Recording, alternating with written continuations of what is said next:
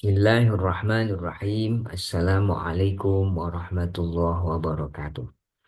Hamdan wa syukranillah wassalatu wassalamu ala rasulillah Sayyidina Muhammad ibn Abdullah. Rabbi shrah li sadri wa yassir li amri wahlul 'uqdatam min lisani yafqahu qawli. Rabbi zidni ilman warzuqni fahman birahmatika ya arhamar rahim. Alhamdulillah teman-teman semua, insya Allah di pertemuan kali ini kita akan lanjutkan belajar kita bersama tentang ilmu tauhid. Di pertemuan kali ini, insya Allah kita akan membahas belajar bersama tentang iman kepada kitab-kitab Allah. Nah, marilah kita mulai belajar kita bersama dengan membaca basmalah.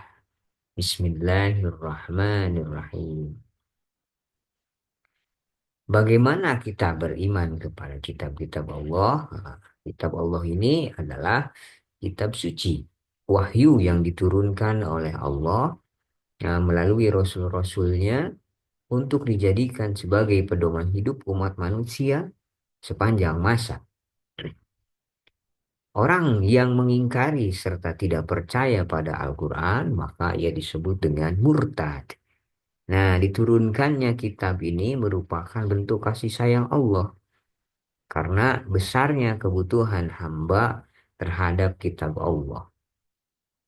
Hal ini karena akal manusia itu terbatas, tidak dapat meliputi rincian hal-hal yang dapat memberikan manfaat dan menimbulkan madorot bagi dirinya. Maka diturunkanlah kitab-kitab Allah Subhanahu wa Ta'ala.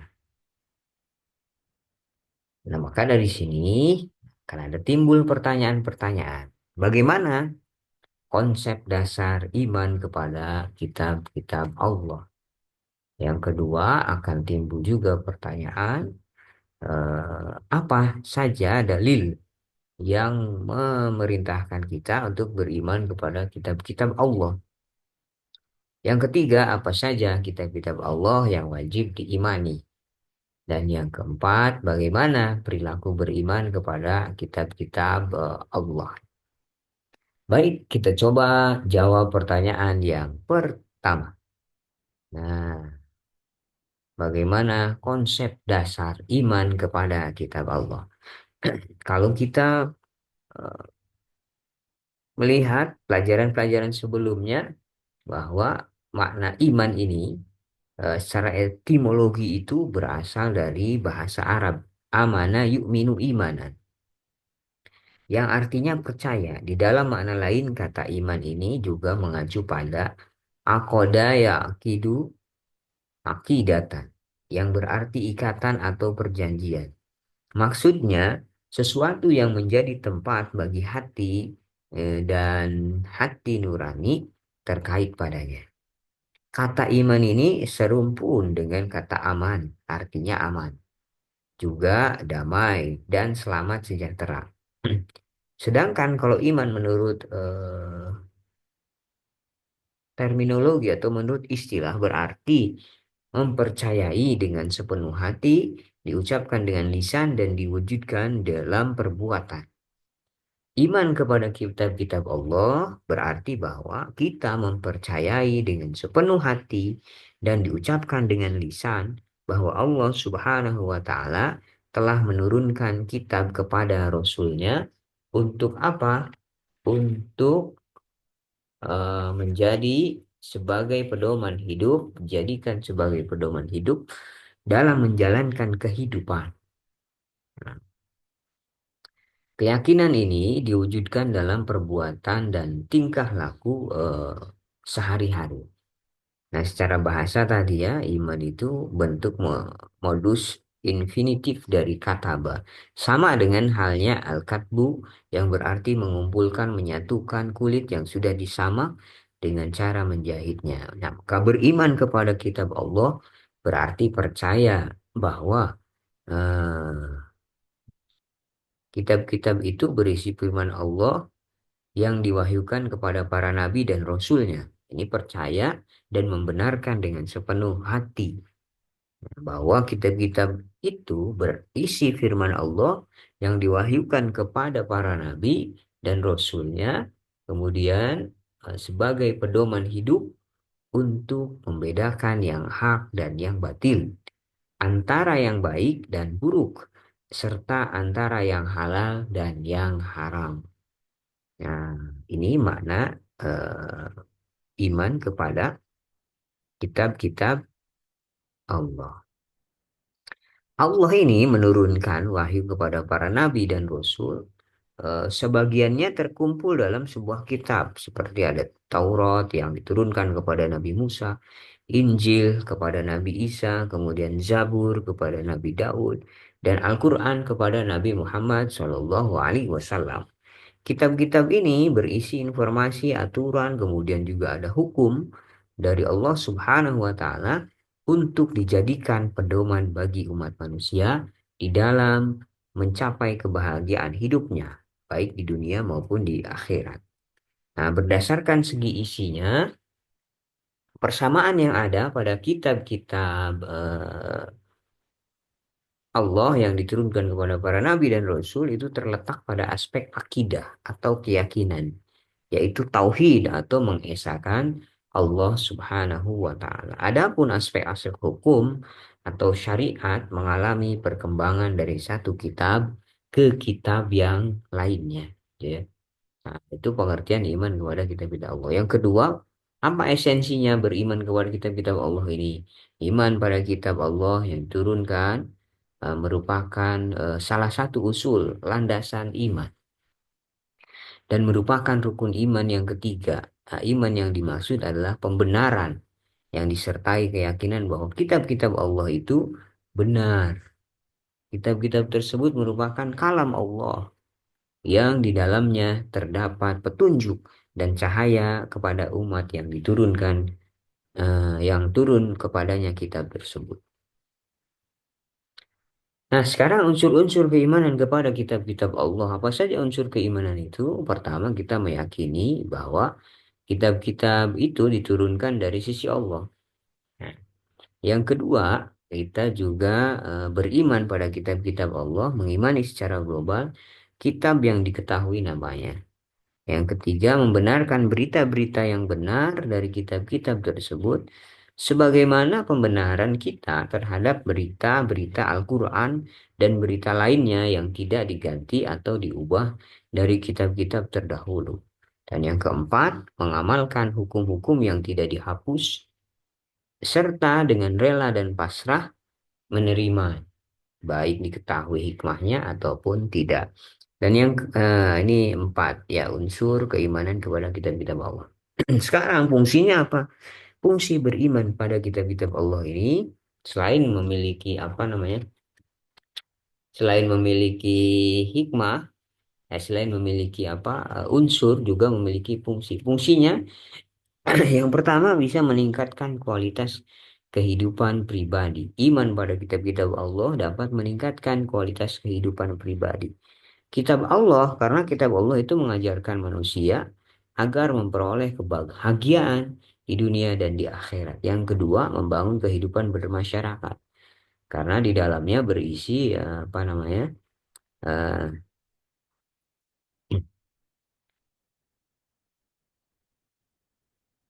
berisi panduan bagaimana kita hidup bermasyarakat itu ya. Nah, yang ketiga, menjalin kerukunan dalam hidup berbangsa dan bernegara. Ini fungsi beriman pada kitab-kitab Allah. Karena di dalamnya ada peraturan-peraturan yang mengatur bagaimana kita hidup bertetangga dan apa berbangsa dan bernegara sesama manusia. Nggak ada, gitu ya. Nah, setelah kita mengetahui konsep dasar iman kepada kitab Allah, selanjutnya ada dalil beriman kepada kitab Allah. Dalilnya apa saja? Pertama, di dalam Al-Quran ada di surat Al-Hadid ayat eh, 25 yang berbunyi A'udzubillahi minasyaitonirrajim.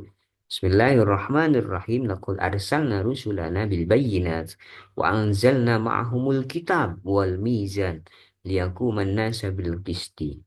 Wa anzalna al hadid fihi ba'sun syadid wa manafi'un linnas wa liya'lamallahu may yansuruhu wa rusulahu bil ghaib innallaha qawiyyun aziz. Sungguh kata Allah, kami telah mengutus rasul-rasul kami ini dengan bukti-bukti yang nyata dan kami turunkan bersama mereka kitab dan raca keadilan agar manusia dapat berlaku adil gitu. Nah, ini gitu ya. Luar biasa. Ini dalil yang pertama, surat Al-Hadid ayat 25. Dalil yang kedua ada juga di surat An-Nisa ayat 136. Eh, Ya ayyuhalladzina amanu billahi wa rasulihi wal kitabil ladzi nazzala ala rasulihi wal kitabil ladzi anzala min qabl. Wahai orang-orang yang beriman, tetaplah beriman kepada Allah dan Rasulnya dan kepada kitab Al-Quran yang diturunkan kepada Rasulnya serta kitab yang diturunkan sebelumnya Rasul-Rasulnya gitu ya.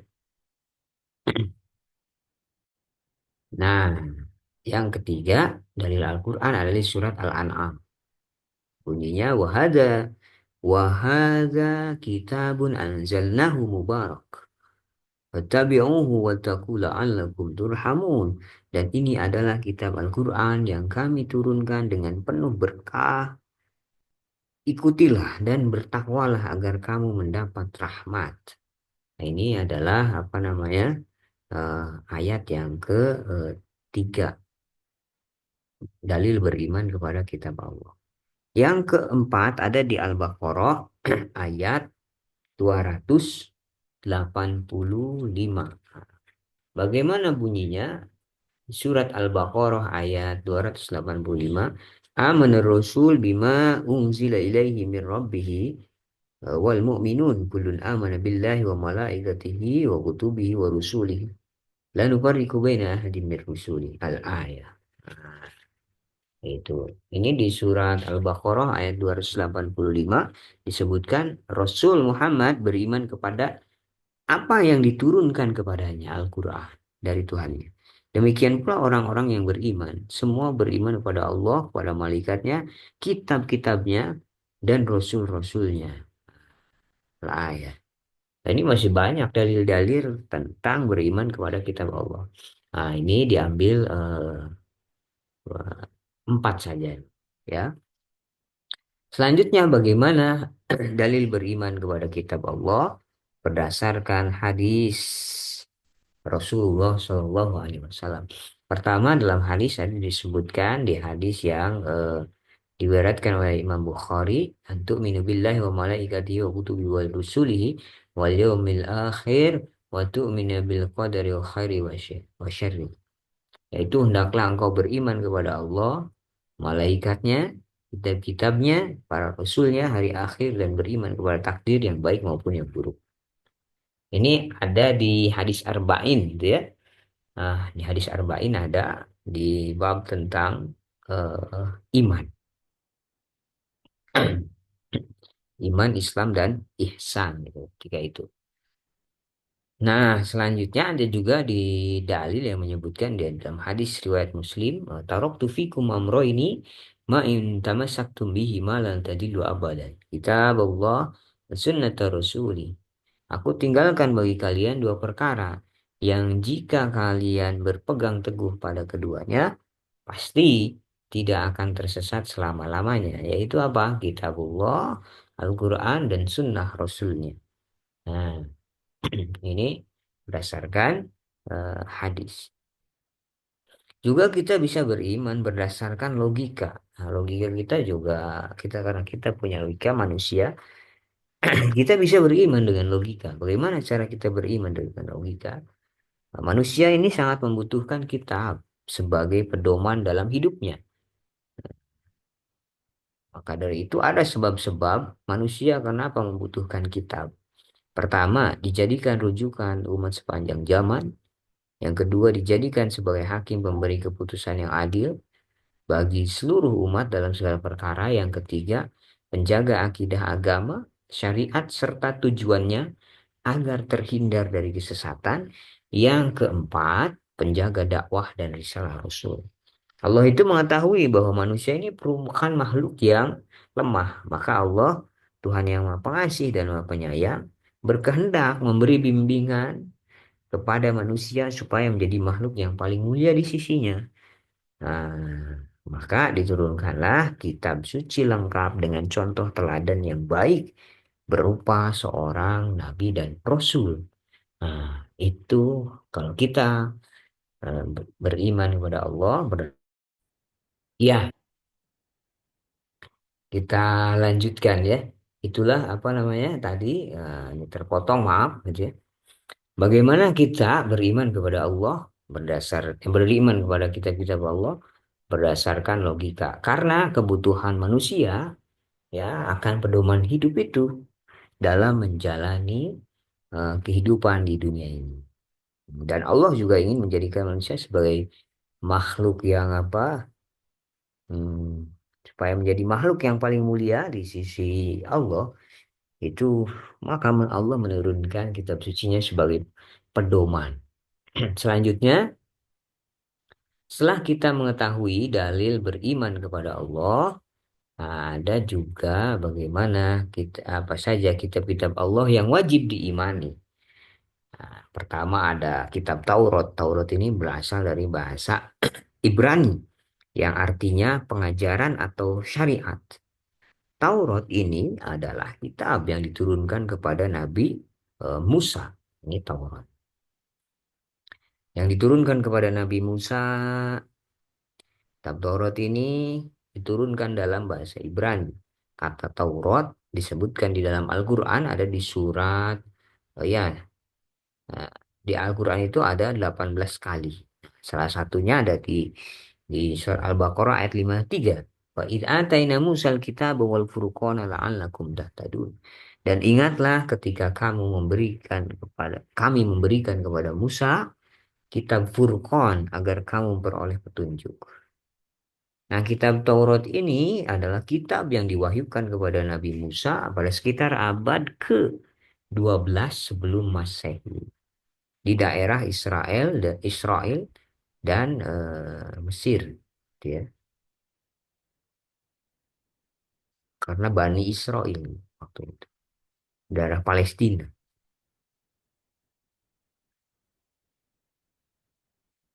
Allah berfirman di dalam Al-Quran gitu ya. Wa atayna Musal kitab wa ja'alna hudan li bani Israil alla tatakhidu min duni wakila.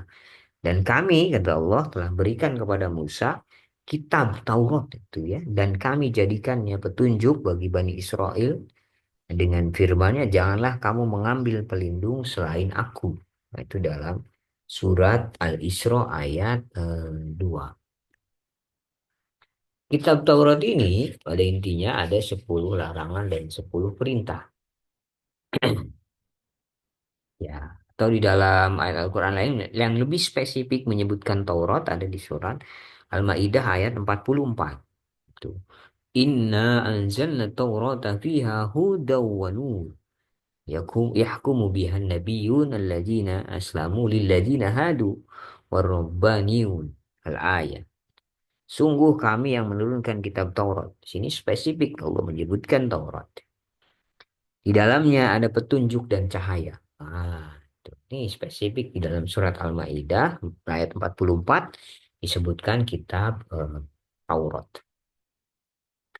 Taurat ini berisi 10 larangan dan 10 perintah atau yang disebut dengan Ten Commandment.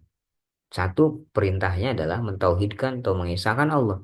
Yang kedua perintahnya menghormati dan menyayangi orang tua. Yang ketiga perintahnya memperbanyak amal pada hari Sabtu. Yang keempat perintahnya larangan untuk menjelek-jelekan nama Tuhan. Yang kelima larangan untuk menyembah berhala. Yang keenam larangan untuk mencuri. Yang ketujuh, larangan untuk merebut istri orang. Yang kedelapan, larangan untuk berbohong atau berdusta. Sembilan, larangan untuk melakukan perbuatan zina. Yang kesepuluh, larangan untuk menjadi saksi palsu bagi orang lain. Nah, ini apa namanya? Kitab Taurat terdiri mengandung 10 larangan dan perintah. Nah, selanjutnya yang kedua,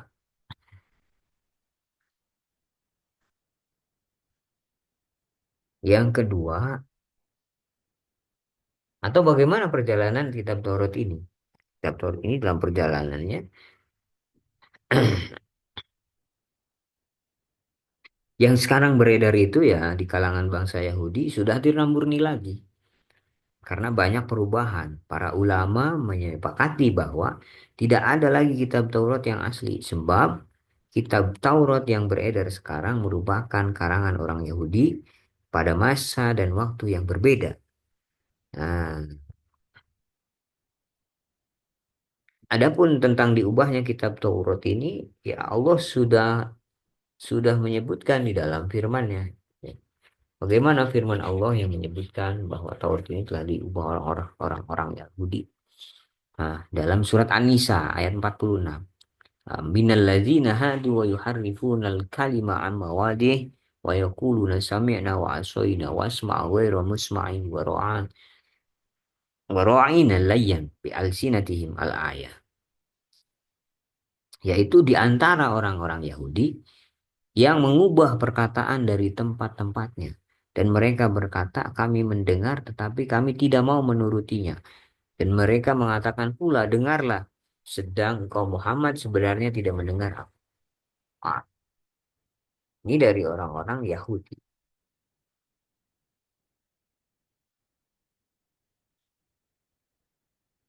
Jadi sudah dirubah kitab Taurat yang beredar sekarang. Gitu. Nah yang kedua ada kitab Zabur. Kitab Zabur ini yang diturunkan kepada Nabi Daud. Zabur bermakna, menurut bahasa bermakna kitab yang tertulis. Ini Zabur. Dalam surah Al-Isra dijumpai gitu ya. Yang menerangkan bahwa Allah mengaruniakan kitab Zabur kepada Nabi Daud. Rabbuka a'lamu bima fis samawati wal ard. Walaqad faddalna ba'dan nabiyyin ala ba'din wa ataina Dawud Zaburo dalam surat Al-Isra ayat 55. Bagaimana dan Tuhanmu telah mengetahui siapa yang di langit dan di bumi. Dan sungguh kami telah memberi kelebihan kepada sebagian nabi-nabi atas sebagian yang lain dan kami berikan Zabur ini kepada Daud gitu.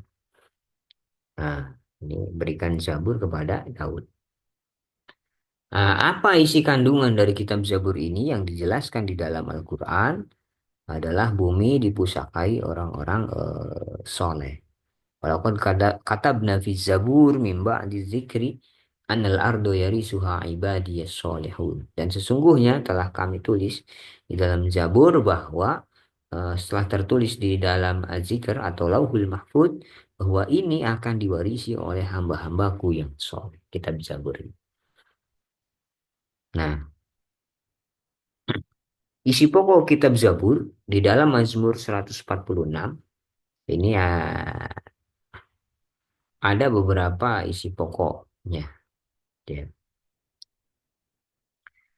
Pertama, isi pokok kitab Zabur itu berbunyi, besarkan olehmu akan Allah.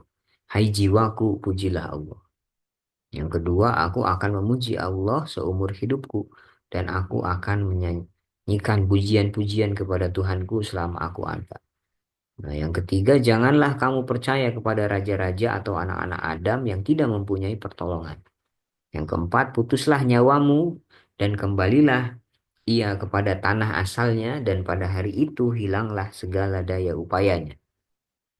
Kemudian yang kelima, berbahagialah orang yang memperoleh Yakub sebagai penolongnya dan yang menaruh harapan kepada Tuhan Allah.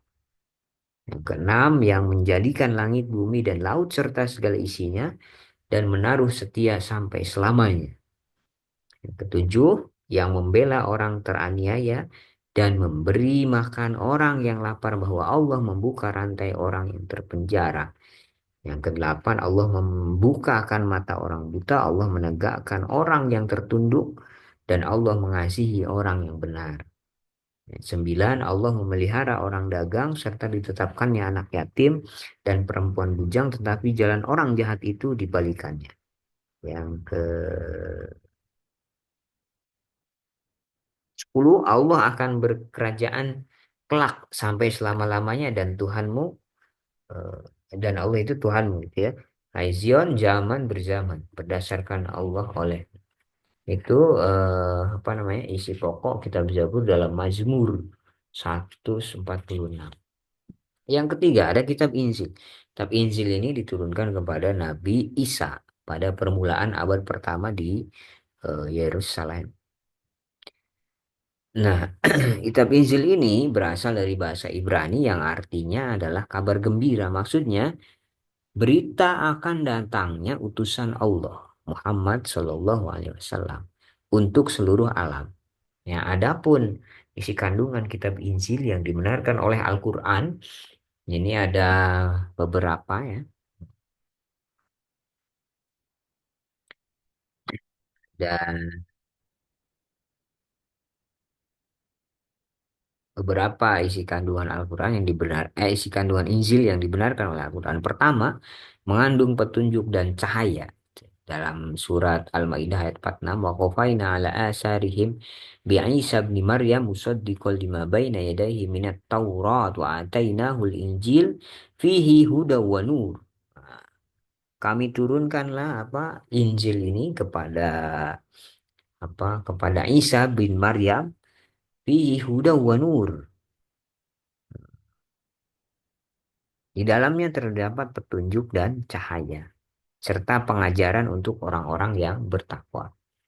Yang kedua, mengandung hukum dan syariat di dalam kitab Injil. Waliyahkum ahlul Injil bima anzalallahu fi. Wa man lam yahkum bima anzalallahu fa ulaika fa ulaika fasikun. Dan hendaklah pengikut Injil itu memutuskan perkara menurut apa yang diturunkan Allah di dalamnya. Nah, barang siapa yang memutuskan perkara menurut apa yang diturunkan Allah, maka mereka itulah orang-orang yang barang siapa yang apa namanya tidak memutuskan perkara menurut apa yang diturunkan Allah, maka mereka itulah orang-orang yang fasik. Yang ketiga berisi tentang berita kedatangan Rasul terakhir. Injil yang dibenarkan oleh Al-Quran adalah Injil yang diturunkan oleh Allah kepada Nabi Isa dengan pokok-pokoknya yang sahih. Adapun Injil-Injil yang beredar di kalangan ahli kitab pada masa sekarang itu tidak dapat dikenal sanad atau sumbernya yang sahih yang bernisbat kepada Nabi Isa dan sebagian besar tidak sahih penisbatannya kepada Nabi Isa. Adapun Injil yang sekarang beredar ini di dunia hanyalah karangan manusia. Nah, Injil ini dikenal dengan Injil Matius, Injil Markus, Injil Lukas, ada juga Injil Yohanes. Keempat Injil ini terdapat perbedaan pendapat di dalamnya. Nah, dan saling bertentangan satu sama lain. Menurut para ahli, Injil tersebut memuat tulisan dan catatan tentang kehidupan Nabi Isa. Dan kepercayaan yang ada di dalamnya merupakan hasil pemikiran Paulus, bukan pendapat orang-orang Hawari atau pengikut-pengikut Nabi Isa.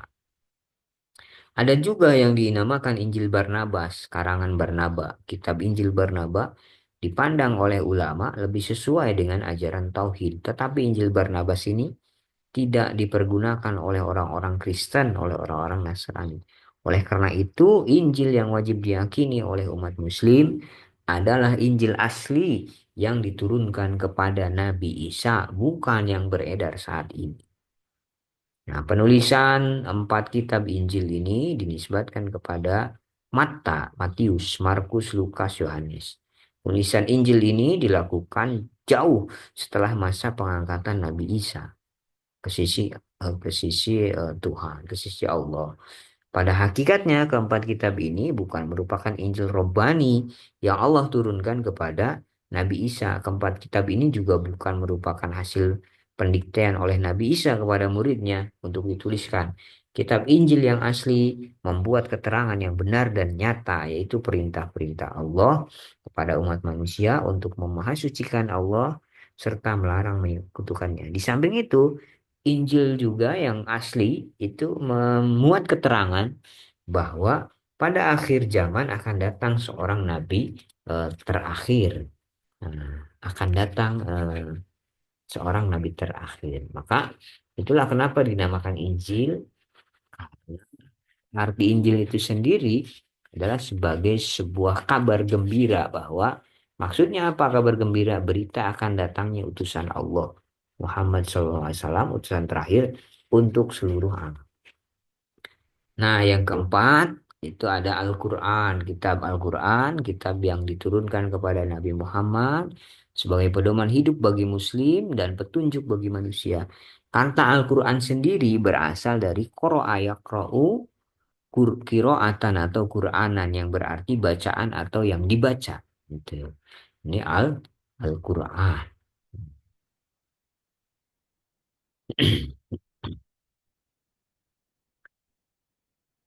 Ada beberapa kedudukan Al-Quran. Pertama, wahyu Allah yang diturunkan kepada Nabi Muhammad. Ini jelas ya. Melalui malaikat Jibril. Yang kedua, kedudukan Al-Quran ini juga sebagai mukjizatnya Nabi Muhammad Shallallahu Alaihi Wasallam. Yang ketiga, bahwa Al-Quran ini sebagai pedoman hidup untuk umat manusia. Bagaimana Al-Quran ini bisa kita jadikan pedoman hidup untuk kita. Karena di dalamnya berisi tentang ya hukum-hukum dan syariat. Perintah, larangan gitu ya. Dan tuntunan hidup gitu ya. Nah juga yang keempat bahwa kedudukan Al-Quran ini sebagai sumber dari sumber hukum Islam. Ini Al-Quran. Nah, secara keseluruhan Al-Quran ini meliputi eh, tiga hal. Pertama, isinya ada prinsip-prinsip akidah, kemudian atau keimanan ya. Yang kedua, prinsip-prinsip ibadah. Nah, yang ketiga, prinsip-prinsip syariat. Ini Al-Quran. Ya. Ada juga kandungan pokoknya.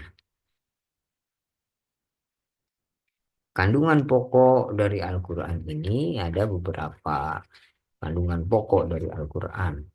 Yang pertama, apa namanya, ada ini menurut ulama Al-Azhar, Profesor Mahmud Shaltut itu ya, itu pertama ada akidah, kemudian ada akhlak, kandungan pokoknya, yang ketiga dorongan dan bimbingan akan hikmah-hikmah alami, yang keempat ada kisah-kisah umat terdahulu, yang kelima janji baik serta ancaman buruk yang datang dari Allah, dan yang keenam hukum-hukum ibadah dan muamalah. Nah, Al-Quran ini diturunkan kepada Nabi Muhammad secara berangsur-angsur selama 23 tahun yang terbagi dalam dua periode. Periode Mekkah yang disebut dengan ayat-ayat Makkiyah. Nah, ayat-ayat dan surat-surat yang diturunkan di Mekah itu ya, yang biasa, yang lazimnya ini, yang Makkiyah ini, yang diturunkan di Mekah ini berisi akidah dan dinamakan surat Makkiyah. Ada yang kedua periode Madinah, yang periode Madinah ini yang diturunkan di Madinah. Surat yang diturunkan yang berisi tentang hubungan sosial atau muamalah dan pembinaan masyarakat Islam. Ya, itu ya. Maka sebagai pedoman hidup dan petunjuk yang datang dari Allah, Al-Quran ini harus jadikan pegangan untuk kita semua. Bagaimana di dalam kehidupan kita. Ya. Menjadikan petunjuk lain selain Al-Quran yang datang dari Allah, niscaya akan membawa pada kesengsaraan dan penderitaan. Yang kelima ada suhuf Nabi Ibrahim.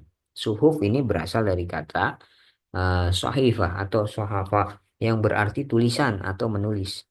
Nah, maka dengan demikian suhuf ini bermakna tulisan atau lembaran. Adapun Al-Quran dengan jelas memberitakan tentang adanya sahifah ini atau suhuf ini. Yang pertama ada sahifah Nabi Ibrahim. Dalam Al-Quran disebutkan amlam yunabba bima fi suhufi Musa. Ataukah belum diberitakan kepadanya apa yang ada dalam lembaran-lembaran kitab suci yang diturunkan kepada Nabi Musa. Di surat An-Najm ayat 36. Atau faghasyaha ma ghasya. Lalu menimbuni negeri itu dengan puing-puing yang menimpanya. Dalam sebuah riwayat Abu Dzar Al-Ghifari mengisahkan, aku bertanya kepada Rasulullah, apakah Allah itu menurunkan kepada engkau apa yang ada pada suhuf Ibrahim dan Musa? Beliau menjawab, benar. Oleh karena itu, kita harus mengimani dengan penuh kepastian dan keyakinan bahwa Allah telah menurunkan lembaran-lembaran kepada Nabi Ibrahim. Secara jelas, secara gamblang disebutkan di dalam surat Al-A'la, nah, inna haza lafi suhufil ula, suhufi Ibrahim wa Musa. Sungguhnya ini terdapat dalam kitab-kitab yang dahulu, yaitu kitab-kitab Ibrahim, suhuf Ibrahim, dan suhuf Nabi Musa. Itu. Ini suhuf, oh ya, itu ya. Nah, sekarang apa bedanya suhuf ya? Nah, suhuf dengan persamaan dulu suhuf dengan kitab. Kitab sama dengan suhuf itu ya wahyu yang wahyu Allah yang disampaikan kepada Rasulnya untuk diajarkan kepada manusia sebagai pedoman hidupnya. Tetapi kalau suhuf eh, ya juga sama wahyu Allah yang disampaikan ya wahyu Allah yang disampaikan kepada Rasul tapi tidak wajib disampaikan atau diajarkan kepada manusia. Nah, untuk Rasul itu sendiri gitu. Nah, kalau kitab dibukukan, kalau suhuf tidak, misalnya gitu ya. Nah, ini eh, persamaan dan perbedaannya. Perbedaannya kalau kitab dibukukan, sedangkan suhuf tidak. Kitab ini wajib disampaikan kepada umat manusia, kalau suhuf itu tidak. Selanjutnya, bagaimana perilaku kita beriman kepada apa namanya kitab Allah? Perilaku beriman kepada kitab Allah, pertama kita beriman kepada kitab-kitab sebelum Al-Quran. Ya, kita meyakini kebenaran yang terkandung dalam kitab-kitab apa namanya kitab-kitab eh, Allah itu ya. Yang kedua, meyakini bahwa kitab-kitab ini benar-benar merupakan wahyu dari Allah, bukan karangan Nabi dan Rasul. Nah, selanjutnya perilaku beriman kepada kitab Allah. Bagaimana perilaku kita beriman kepada kitab Allah? Pertama, ya kita meyakini bahwa sebelum Al-Quran, Allah menurunkan kitab-kitab kepada Rasul-Rasul dan Nabi-Nabinya. Sebagaimana firman Allah, Nazzala alaikal kitab bilhaqi, musaddiqal lima baina yadayhi wa anzala taurat wal injil. Dia menurunkan kitab Allah kepada Muhammad yang mengandung kebenaran. Membenarkan kitab-kitab sebelumnya dan menurunkan Taurat dan Injil. Yang kedua, perilaku beriman kepada kitab Allah itu ya kita meyakini dengan sebenarnya bahwa kitab yang terakhir adalah Al-Quran sebagai pedoman hidup. Nah, ini dalam Al-Quran disebutkan di surat Al-Ma'idah itu ya. Nah, selanjutnya yang ketiga, perilaku kita beriman kepada kitab-kitab Allah ini itu dengan menyembah dan beribadah hanya kepada Allah Subhanahu wa taala. Wa ma khalaqtul jinna wal insa illa liya'budun. Yang keempat, perilaku kita beriman kepada kitab Allah itu, ya kita meyakini bahwa Al-Quran adalah mukjizat Nabi Muhammad sebagai penyempurna. Kitab-kitab dahulu tidak universal ajarannya. Aturan yang terkandung di dalamnya pada umumnya hanya sesuai dengan masa dan tempat kitab-kitab itu diturunkan. Sedangkan Al-Quran diturunkan untuk menyempurnakan kitab-kitab suci itu dan berlaku sepanjang zaman. Ah, yang kelima, kita meyakini bahwa teks asli dari kitab yang telah lalu itu telah hilang. Nah, dan bahasanya telah mati sejak beberapa abad silam. Hanya Al-Quran yang sampai sekarang tidak pernah berubah satu huruf pun. Gitu. Ini perilaku kita beriman kepada kitab-kitab Allah. Nah, kita juga beriman kepada Al-Quran. Bagaimana kita beriman kepada Al-Quran? Penerapannya, ya kita meyakini bahwa Al-Quran merupakan wahyu Allah, bukan karangan Nabi Muhammad. Kita meyakini bahwa Al-Quran ini jamin kebenarannya oleh Allah. Nah, nahnu nazzalna dzikra wa inna lahu lahafidun. Allah yang akan menjaganya tanpa ada keraguan sedikit pun. Mempelajari, memahami dan menghayati isi kandungan Al-Quran. Kita beriman pada Al-Quran itu mempelajari, memahami, dan menghayati isi kandungan Al-Quran dan mengamalkannya dalam kehidupan sehari-hari. Itu. Nah, ada juga hikmah beriman pada Allah. Hikmahnya apa? Hikmahnya ya kita bisa meningkatkan keimanan kita. Kemudian juga kenapa meningkatkan keimanan kita? Yang telah mengutus para rasul untuk menyampaikan risalahnya. Itu. Nah, lewat rasul ini kita pasti percaya. Maka bertambahlah keimanan kita. Yang kedua, termotivasi untuk beribadah dan menjalankan ketentuan agama. Yang ketiga, hidup menjadi lebih tertata karena adanya hukum yang bersumberkan pada kitab suci. Yang keempat, menumbuhkan sikap optimis karena telah dikaruniai pedoman hidup dari Allah untuk meraih kesuksesan baik di dunia maupun di akhirat. Tinggal kita menjalankan sesuai dengan yang tertulis dalam kitab Allah, dalam Al-Quran. Bagaimana kita menjalani kehidupan. Yang kelima, terjaga ketakwaan kita dengan senantiasa menjalankan perintah dan menjauhi larangan. Karena di Al-Quran, di kitab Allah, berisi tentang larangan dan perintah juga. Nah, selanjutnya bagaimana penerapan iman terhadap kitab-kitab suci ini? Caranya, ya pertama, meyakini kebenaran yang terkandung di dalam kitab-kitab Allah. Yang kedua, kita meyakini bahwa kitab-kitab itu wahyu Allah, bukan karangan para nabi dan rasul.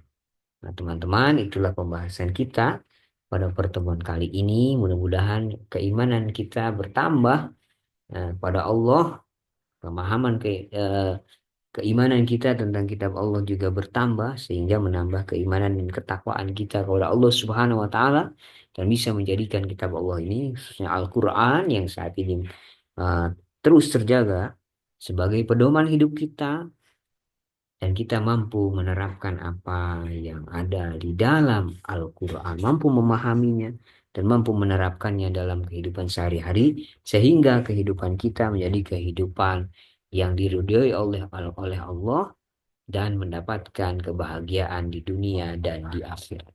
Amin ya Allah ya Rabbal Alamin. Kita tutup bersama teman-teman semua dengan membaca hamdalah. Alhamdulillahirabbil alamin dan doa kifaratul majlis. Subhanakallahumma wa bihamdika asyhadu an la ilaha illa anta astaghfiruka wa atubu ilaik. Terima kasih. Mohon maaf atas segala kesalahan. Akhirul kalam. Assalamualaikum warahmatullahi wabarakatuh.